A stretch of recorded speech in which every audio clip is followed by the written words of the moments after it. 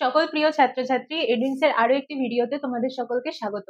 আজ আমি দশম শ্রেণী জীবন বিজ্ঞান বিষয় দ্বিতীয় অধ্যায়ের একটা গুরুত্বপূর্ণ প্রশ্ন সম্পর্কে আলোচনা করব। সেটা হচ্ছে মাইটোসিস আর মিওসিস বিভাজনের মধ্যে পার্থক্য। দেখো, মাইটোসিস আর মিওসিস বিভাজন কাকে বলে সেটা তোমরা আগেই পড়েছো। মাইটোসিস বিভাজন কোথায় কোথায় দেখতে পাওয়া যায় আর মিওসিস বিভাজন কোথায় কোথায় দেখতে পাওয়া যায়।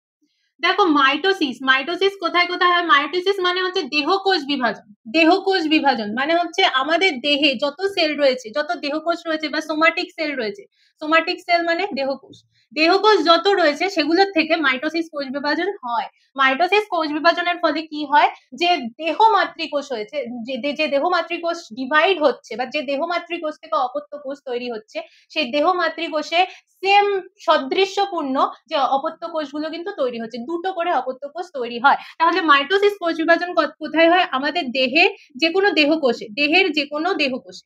বিশেষ করে উদ্ভিদের উদ্ভিদের ক্ষেত্রে কোথায় দেখতে পাওয়া যায়? যে সমস্ত বর্ধনশীল অংশ রয়েছে। বর্ধনশীল অংশ বলতে কি? বর্ধনশীল মানে হচ্ছে যেগুলো বাড়ে, যে পার্ট গুলো বাড়ছে, যেমন হচ্ছে ধরো মুকুলের অগ্রভাগ, বা বর্ধনশীল পাতা। বর্ধনশীল পাতা বলতে যে পাতাগুলো বাড়ছে, বা যে মূল রয়েছে, মূলের অগ্রভাগ, কাণ্ডের অগ্রভাগ, এই সমস্ত অগ্রভাগে এই মাইটোসিস কোষ বিভাজন দেখতে পাওয়া যায় উদ্ভিদের ক্ষেত্রে। আর প্রাণীদের ক্ষেত্রে জনন কোষ ব্যতীত বা জনন কোষ ছাড়া বাকি যে সমস্ত কোষগুলো রয়েছে, যে সমস্ত দেহ কোষগুলো রয়েছে, আমাদের হোল বডির যে কোষগুলো রয়েছে, প্রত্যেকটা কোষে কিন্তু মাইটোসিস কোষ বিভাজন হয়ে থাকে জনন কোষ ছাড়া। তাহলে জনন কোষগুলোতে কোন কোষ বিভাজন দেখতে পাওয়া যায়? জনন মাতৃকোষে কেবলমাত্র মিওসিস দেখতে পাওয়া যায়। জনন মাতৃকোষ, আমাদের দেহের বা উদ্ভিদের দেহের যে সমস্ত জনন মাতৃকোষ রয়েছে, আমাদের দেহের জনন মাতৃকোষ কোনগুলো? শুক্রাশয় শুক্রাণু এবং ডিম্বাশয়ের ডিম্বাণু। আর উদ্ভিদের ক্ষেত্রে যে সমস্ত উদ্ভিদ স্পোর উৎপন্ন করে বা রেণু উৎপন্ন করে, স্পোর যে সমস্ত উদ্ভিদ, যেরকম যেরকম হচ্ছে ফার্ন জাতীয় উদ্ভিদগুলো রেণু উৎপন্ন করে, রেণুস্থলী থেকে রেণু উৎপন্ন করছে, পুং গ্যামেট, স্ত্রী গ্যামেট, এগুলোর মধ্যে তুমি মিওসিস কোষ বিভাজন দেখতে পারবে। তাহলে মিওসিস কোষ বিভাজন আর মাইটোসিস কোষ বিভাজনের মধ্যে মূল ডিফারেন্স কি? মাইটোসিস কোষ বিভাজনে কি হচ্ছে দেখো, যে দেহ মাতৃকোষ রয়েছে তার সমান সংখ্যক ক্রোমোজোম বিশিষ্ট দুটো অপত্য কোষ তৈরি হচ্ছে। দেখো, এখানে যদি দেহকোষের ক্রোমোজোম সংখ্যা 2n হয়, 2n মানে কি? n সমান সমান হচ্ছে 23। আমাদের প্রত্যেকটা দেহকোষে 23 জোড়া করে ক্রোমোজোম থাকছে। 23 জোড়া করে ক্রোমোজোম মানে 2n, তাহলে কত হবে? 23 ইন্টু 2 সমান সমান 46। তার মানে প্রত্যেকটা দেহকোষে 46টা করে ক্রোমোজোম থাকছে। তাহলে দেহকোষগুলো যখন মাইটোসিস প্রক্রিয়ায় বিভাজিত হচ্ছে, তখন যে অপত্য সেল বা ডটার সেল গুলো তৈরি হচ্ছে, সেই ডটার সেল গুলোকে মাতৃকোষের, এটা হচ্ছে মাতৃকোষ, এটা হচ্ছে মাতৃকোষ, আর এটা হচ্ছে অপত্য কোষ। এই দুটো হচ্ছে কি কোষ? অপত্য কোষ। অপত্য কোষ, অপত্য কোষ দুটোতে মাতৃকোষের সমান সংখ্যক ক্রোমোজোম বিশিষ্ট, মানে এখানে যদি 46টা ক্রোমোজোম থাকে বা 2n সংখ্যক ক্রোমোজোম থাকে, এখানেও 2n, অর্থাৎ 46টা করে ক্রোমোজোম থাকবে। তাই জন্য এটাকে কি বলা হয়? সদৃশ্য বিভাজন বলা হয়। কি বলা হয়? সদৃশ্য বিভাজন। মাইটোসিস কোষ বিভাজনকে বলা হয় সদৃশ্য বিভাজন। কেন বলা হয় বুঝলে? তাহলে কি হচ্ছে, যে দেহ মাতৃকোষ রয়েছে তার সমান সংখ্যক ক্রোমোজোম বিশিষ্ট দুটো অপত্য কোষ তৈরি হচ্ছে, তাই জন্য মাইটোসিসকে কি বলা হয়? সদৃশ্য বিভাজন বলা হয়ে থাকে। কিন্তু মিওসিসে কি হচ্ছে দেখো, মিওসিসে ঠিক অন্যরকম হচ্ছে। মিওসিসের ক্ষেত্রে যে জনন মাতৃকোষটা থাকে, সেই জনন মাতৃকোষে 2n সংখ্যক ক্রোমোজোমই থাকে, অর্থাৎ 46টা ক্রোমোজোম থাকছে। কিন্তু এটা যখন ডিভাইড হচ্ছে, মিওসিস প্রক্রিয়ায় যখন এটা ডিভাইড হচ্ছে, তখন কি হচ্ছে? তখন এর অর্ধেক সংখ্যক ক্রোমোজোম বিশিষ্ট, অর্থাৎ এখানে যদি 46টা ক্রোমোজোম থাকে, তাহলে মিওসিস কোষ বিভাজনে যে ডটার সেল দুটো তৈরি হবে বা অপত্য কোষ দুটো তৈরি হবে, তাতে এই 46টার হাফ সংখ্যক ক্রোমোজোম, মানে 23টা করে ক্রোমোজোম থাকবে, অর্থাৎ n সংখ্যক ক্রোমোজোম বিশিষ্ট অপত্য কোষ তৈরি হবে। এটারও n সংখ্যক ক্রোমোজোম বিশিষ্ট দুটো অপত্য কোষ তৈরি হলো। তাহলে কি হলো? এখানে মিওসিস কোষ বিভাজনে ক্রোমোজোম সংখ্যা রিডিউস হয়ে গেল বা হ্রাস করে গেল। এখানে 46টা ছিল, এখানে 23টা হয়ে গেল। তাহলে কি রিডিউস করে গেল বা হ্রাস হয়ে গেল? যেহেতু হ্রাস হয়ে গেল, তাই জন্য মিওসিসকে কি বলা হয়? হ্রাস বিভাজন। মাইটোসিসকে কি বলা হচ্ছিল? সদৃশ্য বিভাজন। কারণ দেহ মাতৃকোষের সমান সংখ্যক ক্রোমোজোম বিশিষ্ট একই রকম দেখতে দুটো অপত্য কোষ তৈরি হচ্ছিল, কিন্তু মিওসিসে কি হচ্ছে, যে জনন মাতৃকোষ রয়েছে তার হাফ সংখ্যক ক্রোমোজোম বিশিষ্ট দুটো অপত্য কোষ তৈরি হচ্ছে, তাই জন্য মিওসিসকে কি বলা হয়ে থাকে? হ্রাস বিভাজন বলা হয়ে থাকে। আর কি, এইবার যে 23টা করে ক্রোমোজোম বিশিষ্ট দুটো অপত্য কোষ তৈরি হলো, এটা হচ্ছে মিওসিস 1। মিওসিসের দেখো দুটো ধাপ আছে। মিওসিস 1 আর মিওসিস 2 এই বলে দুটো ফেজ রয়েছে। তাহলে মিওসিস 1 এ কি হচ্ছে, দুটো অপত্য কোষ তৈরি হচ্ছে। এইবার এই অপত্য কোষ দুটো যখন ডিভাইড হচ্ছে তখন এই অপত্য কোষ থেকে দুটো, আবার এই অপত্য কোষ থেকে দুটো, মানে টোটাল চারটে ফাইনালি টোটাল চারটে অপত্য কোষ তৈরি হচ্ছে। এইবার যে চারটে অপত্য কোষ তৈরি হলো সেই অপত্য কোষে ক্রোমোজোম সংখ্যা এই দুটোর সমান হবে, মানে এখানেও সবকটাতে 23টা করে ক্রোমোজোম থাকবে। 23টা মানে এন সংখ্যক ক্রোমোজোম থাকবে। তাহলে এই যে লাস্টের যে স্টেপটা হলো, লাস্টের স্টেপে কি হলো, এই যে অপত্য কোষ ছিল, এই যে প্রথম মিওসিস যে বিভাজনটা হলো তার সমান সংখ্যক ক্রোমোজোম বিশিষ্ট চারটে টোটাল ডটার সেল তৈরি হলো। তাহলে এই যে লাস্টের যে চারটে ডটার সেল তৈরি হওয়ার যে প্রক্রিয়া, মিওসিস 1 থেকে এই যে লাস্টের চারটে ডটার সেল তৈরি হলো, এই প্রক্রিয়াটাকে কি বলছে, মিওসিস 2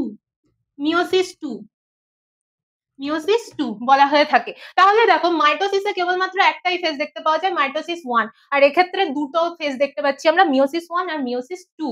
আর একটা ভাইটাল জিনিস হয় যেটা মিওসিস কোষ বিভাজনে দেখতে পাওয়া যায় কিন্তু মাইটোসিস কোষ বিভাজনে কিন্তু দেখতে পাওয়া যায় না। সেটা কি? সেটা হচ্ছে ক্রসিং ওভার কেবলমাত্র মিওসিসে দেখতে পাওয়া যায় কিন্তু মাইটোসিসে দেখতে পাওয়া যায় না। এই ক্রসিং ওভারে কি হচ্ছে,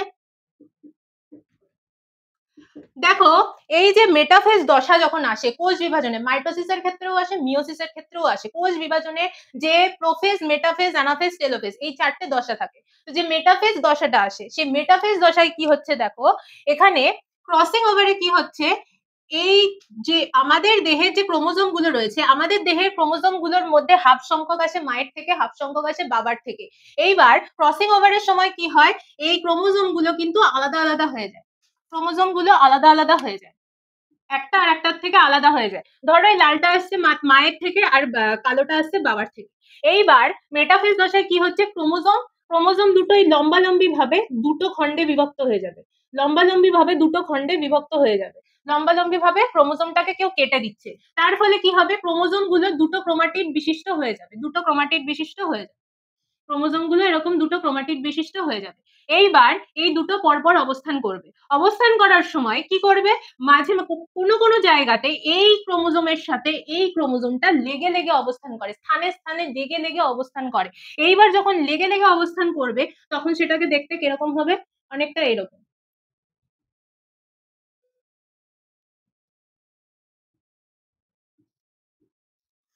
এইবার কি হবে, এই যে জয়েন্ট জাংশন পয়েন্ট, এই যে দুটো জাংশন পয়েন্ট বা যেখানে এই দুটো লেগে আছে, এই যে দুটো ক্রোমাটিড লেগে আছে, দুটো নন সিস্টার ক্রোমাটিড এই যে পরস্পরের সাথে লেগে আছে, এই যে জাংশন পয়েন্ট, এই জাংশন পয়েন্টে কি হবে, দুটো বিচ্ছিন্ন হয়ে যাবে, মানে লাল লাল যে ক্রোমোজোমটা ক্রোমাটিডটা এঁকেছি সেই ক্রোমাটিডের একটা অংশ কালো ক্রোমাটিডের সাথে জুড়ে যাবে, আর কালো ক্রোমাটিডের একটা অংশ খণ্ড হয়ে লাল ক্রোমাটিডের সাথে জুড়ে যাবে। তাহলে ফাইনাল রেজাল্ট কিরকম হবে, ফাইনাল যে প্রোডাক্টটা আসবে সেই প্রোডাক্টটা দেখতে কিরকম হবে।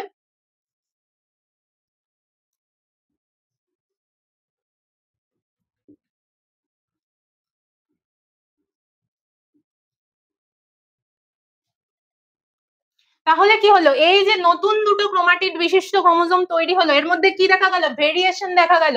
ভেরিয়েশন মানে কি, এই যে ক্রোমাটিডটা তৈরি হলো নতুন, তার মধ্যে বাবার আর মায়ের বৈশিষ্ট্য দুটো একসাথে হয়ে গেল, এটার মধ্যেও একসাথে হয়ে গেল। দেখো এই ক্রোমাটিডের মধ্যে বাবার বৈশিষ্ট্যও রয়ে গেছে, মায়ের বৈশিষ্ট্যও রয়ে গেছে, আর এই ক্রোমাটিডের মধ্যে মায়ের বৈশিষ্ট্য রয়ে গেছে, বাবার বৈশিষ্ট্যও রয়ে গেছে। তার ফলে কি হলো, দুটো বৈশিষ্ট্য মিলিয়ে একটা নতুন বৈশিষ্ট্য তৈরি হলো, তার ফলে কি হলো, ভেরিয়েশন চলে এলো, মানে নতুন চারিত্রিক বৈশিষ্ট্য বা নতুন চারিত্রিক গুণাবলী প্রকাশ পাবে। মানে মায়ের থেকে এবং বাবার থেকে দুটো মিলিয়ে মিশিয়ে নতুন চারিত্রিক গুণাবলী প্রকাশ পাবে। যেমন ধরো তোমার সহ্য ক্ষমতা বাড়তে পারে, বা তোমার অ্যাডাপ্টেশন, কোনো প্রতিকূল অবস্থায় নিজেকে মানিয়ে নেওয়ার ক্ষমতা বাড়তে পারে, বা তোমার বুদ্ধি বিকাশ অনেক বেশি শার্প হতে পারে। এরকম নতুন নতুন কিছু ভেরিয়েশন কিন্তু জীবের মধ্যে দেখতে পাওয়া যায়। কেন, মিওসিস কোষ বিভাজনের ক্রসিং ওভারের ফলে, এই ক্রসিং ওভারের ফলে দুটো আলাদা আলাদা বৈশিষ্ট্যের পুনর্মিলন ঘটছে, মানে দুটো আলাদা আলাদা বৈশিষ্ট্য পরস্পরের সাথে মিশে যাচ্ছে, তার ফলে কিন্তু ভেরিয়েশন আসছে বা নতুন চারিত্রিক গুণাবলী প্রকাশ পাচ্ছে। এটা কিন্তু কেবলমাত্র মিওসিস কোষ বিভাজনেই হচ্ছে, মাইটোসিসে কিন্তু হয় না। তাহলে ক্রসিং ওভার কিন্তু খুবই ইম্পর্টেন্ট একটা মানে জিনিস বা টপিক, যেটা কিন্তু কেবলমাত্র মিওসিসে হচ্ছে, মাইটোসিসে হচ্ছে না। আর মাইটোসিসে কি হচ্ছে, মাইটোসিসে কয়টা ডটার সেল তৈরি হলো, দুটো ডটার সেল তৈরি হয়েছে, আর মিওসিসে কয়টা ডটার সেল তৈরি হলো, চারটে ডটার সেল তৈরি হলো। তাহলে মাইটোসিসে দুটো অপত্য কোষ তৈরি হয়, আর মিওসিসে টোটাল চারটে অপত্য কোষ তৈরি হয়। তাহলে মাইটোসিস আর মিওসিস কোষ বিভাজনের পার্থক্য তোমরা বুঝলে। এইবার মাইটোসিস আর মিওসিস কোষ বিভাজনের পার্থক্য এইটা কিন্তু তোমাদের 2 নম্বরেও দিতে পারে বা 5 নম্বরেও দিতে পারে। তোমাদের কিন্তু নাম্বার বুঝে কিরকম ভাবে কি ডিসক্রাইব করতে হবে সেটা লিখতে হবে। যদি দেখো 2 নম্বরের রয়েছে, তাহলে কয়েকটা যে ইম্পর্টেন্ট টপিক রয়েছে সেই ইম্পর্টেন্ট জিনিসগুলো তুলে ধরবে। যেমন হচ্ছে মাইটোসিস কোষ বিভাজনে ক্রসিং ওভার ঘটে না, কিন্তু মিওসিস কোষ বিভাজনে ক্রসিং ওভার ঘটে, এটা একটা ভাইটাল পয়েন্ট। আর কি রয়েছে, মাইটোসিস কোষ বিভাজন দেহকোষের মধ্যে হয়, আর মিওসিস কোষ বিভাজন কোথায় হয়, জনন কোষের মধ্যে হয়। মাইটোসিস কোষ বিভাজনে কয়টা অপত্য কোষ তৈরি হয়, দুটো। মিওসিস কোষ বিভাজনে কয়টা অপত্য কোষ তৈরি হয়, চারটে। মাইটোসিস কোষ বিভাজন কোথায় দেখতে পাওয়া যায়, যে সমস্ত বর্ধনশীল অংশগুলো রয়েছে সেখানে দেখতে পাওয়া যায়। মিওসিস কোষ বিভাজন জনন মাতৃকোষে দেখতে পাওয়া যায়। এইবার যদি আরো বেশি বেশি নাম্বার থাকে, তাহলে তোমরা কি করবে, সাথে একটা করে ডায়াগ্রাম এঁকে দিবে। মানে কি, মাইটোসিস কোষ বিভাজনের নিচে একটা ডায়াগ্রাম, মিওসিস কোষ বিভাজনের নিচে একটা ডায়াগ্রাম। যখনই ডায়াগ্রাম আঁকবে তখনই এক্সামিনার ভাববে যে না, তোমার কনসেপ্ট ক্লিয়ার রয়েছে, তখন কিন্তু নাম্বার পাওয়ার বিষয়টা আরো বেড়ে যাবে। কারণ যখন সে দেখবে যে তোমার থেকে তুমি অন্যান্য পরীক্ষার্থীদের থেকে আলাদা, তখন কিন্তু নাম্বার পাওয়ার জিনিসটা আরো ইজি হয়ে যাবে। তাহলে তোমরা মাইটোসিস আর মিওসিস কোষ বিভাজনের পার্থক্য বুঝলে। এই বিষয়ে যদি তোমাদের আরো কোনো কনফিউশন থাকে বা যদি অন্য কোনো কোয়েশ্চেন থাকে, তাহলে সেটা আমাদের কমেন্ট করে জানাবে। আমরা পরবর্তী আলোচনায় সেটা নিয়ে আসবো। এবং এইরকম আরো শিক্ষামূলক ভিডিও পেতে তোমরা অবশ্যই এডুইন্স ইউটিউব চ্যানেলটাকে সাবস্ক্রাইব করে নেবে এবং আমাদের যে ফেসবুক পেজটা রয়েছে সেটাকে ফলো, লাইক এবং শেয়ার করবে। ধন্যবাদ।